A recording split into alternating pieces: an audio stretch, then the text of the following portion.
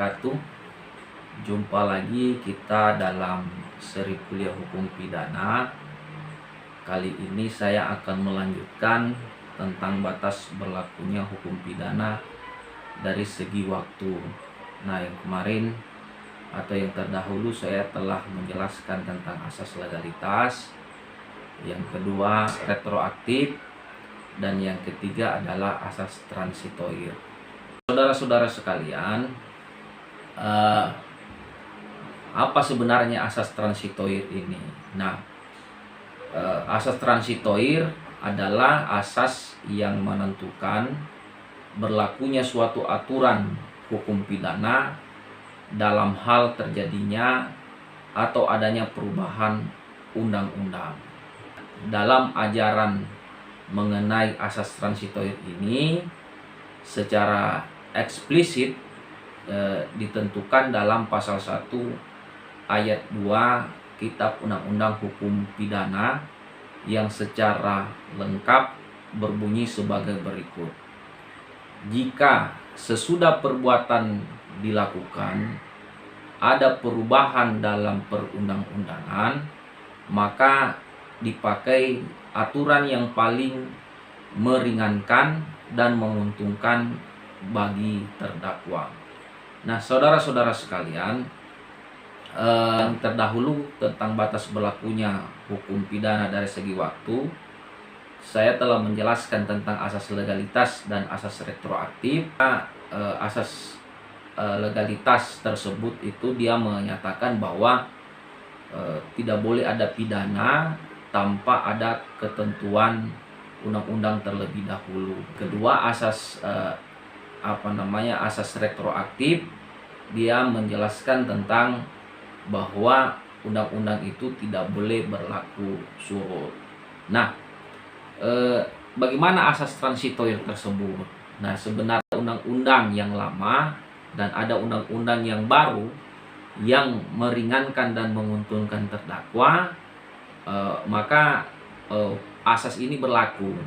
Misalnya, kalau yang meringankan adalah undang-undang yang terdahulu, maka undang-undang yang terdahulu yang akan dipakai. Tetapi kalau dia meringankan dan menguntungkan terhadap undang-undang yang baru tersebut, maka undang-undang yang menguntungkan bagi terdakwa yang akan dipakai. Nanti kita akan lihat bagaimana contoh daripada asas transitoir tersebut.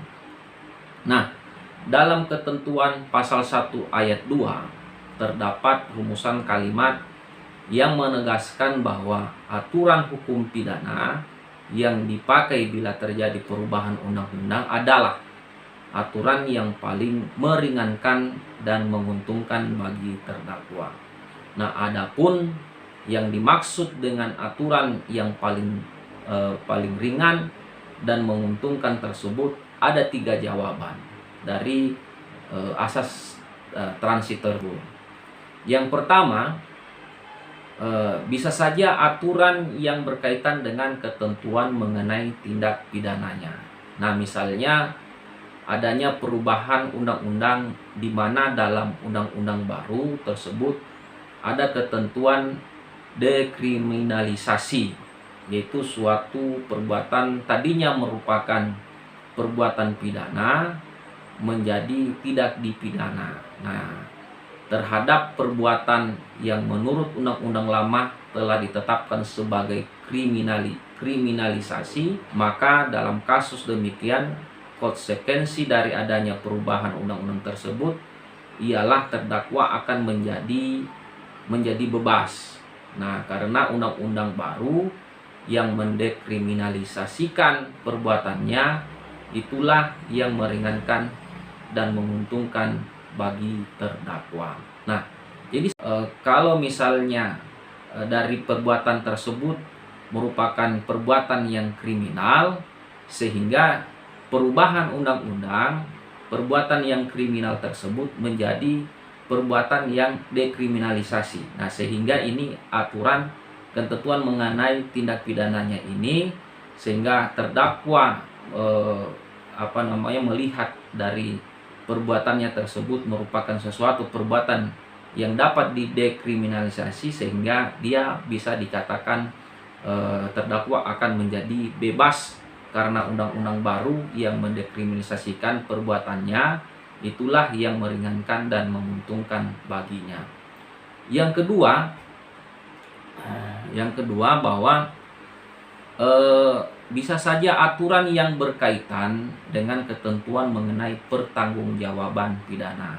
Nah, misalnya ada perubahan undang-undang di mana dalam undang-undang baru tersebut ada kebijakan yang mempersempit subjek tindak pidana.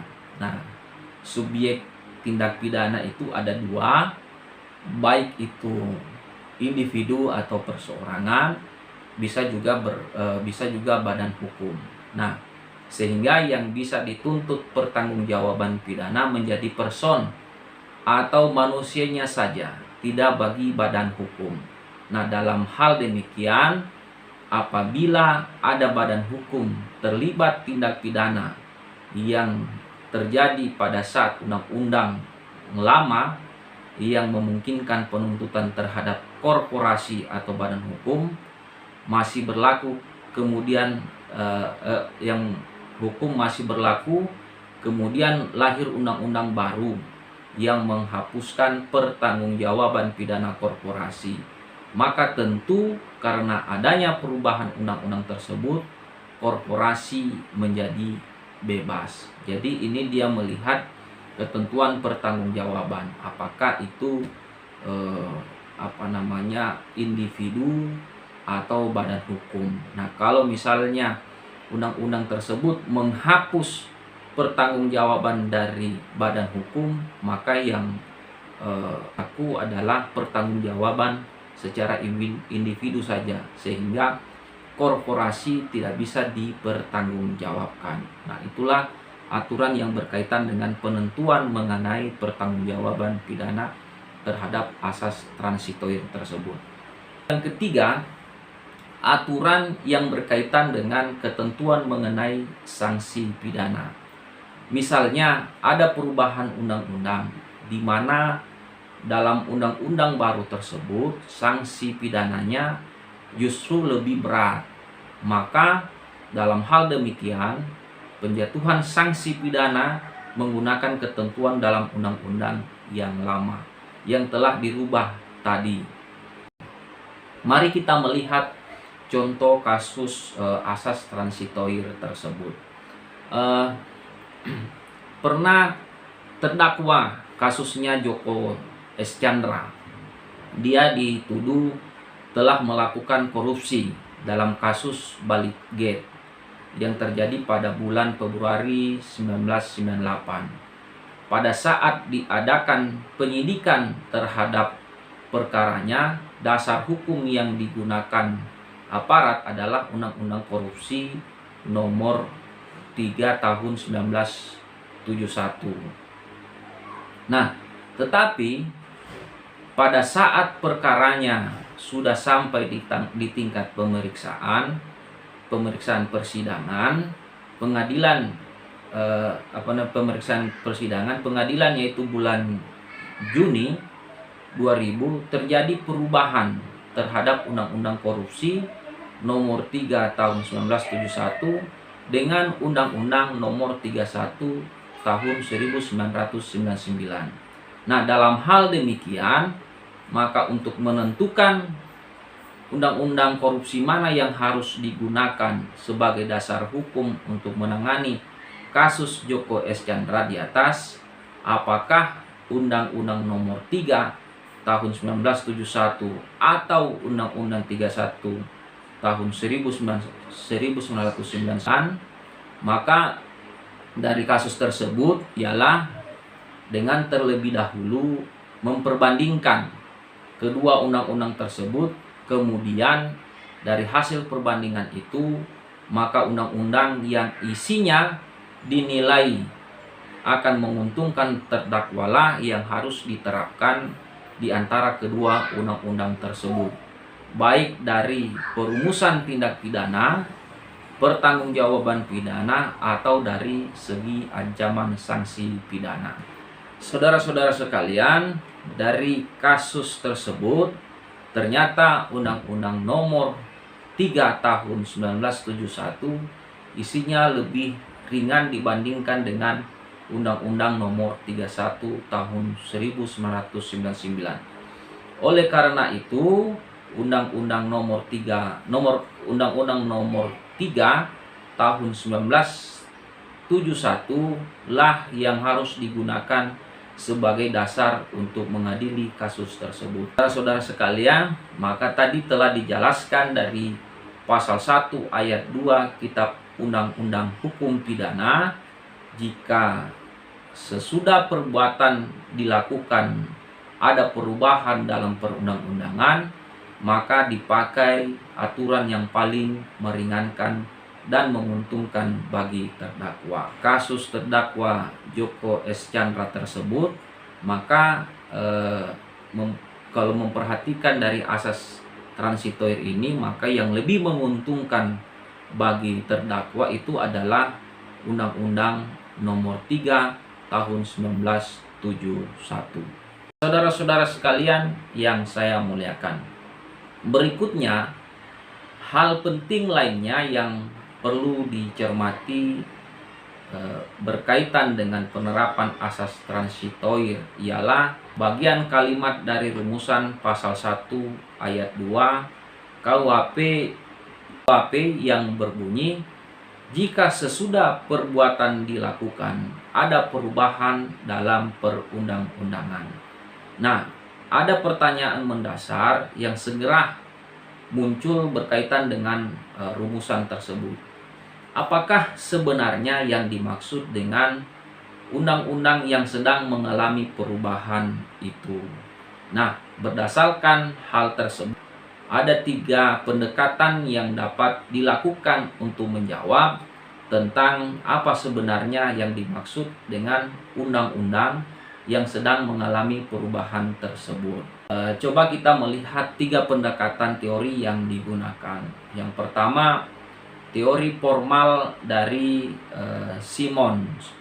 Nah, dia mengatakan perubahan undang-undang dikatakan ada atau telah terjadi menurut yang dimaksud oleh pasal 1 ayat 2 KUHP adalah apabila yang berubah itu teks atau bunyi ketentuan dari undang-undang bidang hukum pidana. Itu yang pertama. Yang kedua, teori material terbatas yang dikemukakan oleh Pompe dan Panhatum. Nah, menurutnya perubahan undang-undang ada atau telah terjadi apabila dalam kenyataan telah terjadi perubahan pandangan hukum masyarakat mengenai suatu hal, di mana perubahan pandangan tersebut kemudian telah dituangkan dalam ketentuan undang-undang, dituangkan dalam undang-undang tertulis. Nah, mengapa dikatakan sebagai teori material terbatas? Nah, teori material terbatas tersebut dibatasi oleh undang-undang tertulis. Nah, demikian dari teori material terbatas tersebut. Nah, sehingga perubahan undang-undang ada atau telah terjadi apabila dalam kenyataan telah terjadi perubahan pandangan masyarakat mengenai suatu hal, di mana perubahan pandangan tersebut kemudian dituangkan dalam undang-undang tertulis. Yang ketiga, pendekatan teori material tak terbatas yang dikemukakan oleh Utrecht. Nah, menurut teori ini, perubahan undang-undang dikatakan ada atau telah terjadi adalah apabila dalam kenyataannya telah terjadi perubahan pandangan masyarakat mengenai suatu hal yang didasari oleh perspektif keadilan. Jadi, menurut teori ini, perubahan pandangan hukum masyarakat tidak harus dituangkan dalam perundang-undangan tertulis, tetapi dalam konteks paradigma hukum atau persepsi keadilan. Saya memberikan contoh tentang material tak terbatas. Misalnya perbuatan petugas penyuluh keluarga berencana yang memperlihatkan alat-alat pencegahan kehamilan. secara terbuka di muka umum atau masyarakat yang diberi penyuluhan. Perbuatan demikian secara formal yuridis adalah merupakan tindak pidana, yakni pelanggaran terhadap pasal 283 junto pasal 543 KUHP. Nah, karena dinilai bisa mempersubur terjadinya kasus-kasus delik kesusilaan. Nah, coba kita lihat di pasal 283 junto pasal 543. Di pasal 283 ayat 1 KUHP berbunyi dengan hukuman penjara selama-lamanya 9 bulan atau denda sebanyak-banyaknya 9.000 rupiah, dihukum barang siapa menawarkan, menyerahkan buat selama-lamanya atau buat sementara waktu, menyampaikan di tangan atau dipertunjukkan kepada orang yang belum dewasa yang diketahuinya atau patut disangkanya bahwa orang itu belum cukup umur 17 tahun, sesuatu tulisan, suatu gambar atau suatu barang yang menyinggung perasaan kesopanan atau sesuatu cara yang dipergunakan untuk mencegah atau mengganggu kehamilan jika isi surat itu diketahuinya atau jika gambar barang dan cara itu diketahuinya. Nah, apa maksudnya ini? Perlakuan yang dilakukan atau yang dilakukan oleh penyuluh keluarga berencana itu sebenarnya sudah masuk dalam konteks pasal 283. Tetapi sejak ada keberhasilan sosialisasi mengenai pentingnya keluarga berencana di masyarakat, telah terjadi perubahan persepsi hukum secara material atau diam-diam, sehingga perbuatan petugas KB tersebut tidak lagi dianggap tercela atau patut dipidana, tetapi bahkan dianggap penting untuk didukung demi keberhasilan program keluarga berencana secara nasional.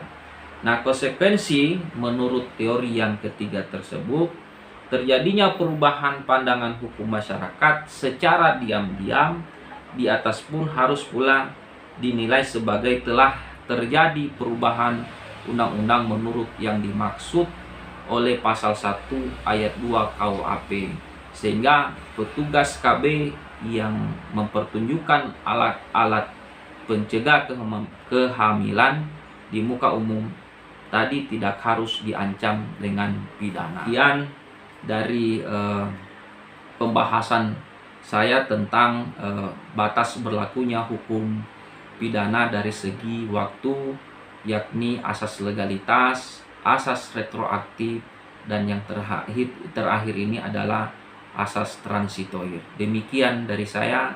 Wabillahi taufiq wal hidayah. Assalamualaikum warahmatullahi wabarakatuh.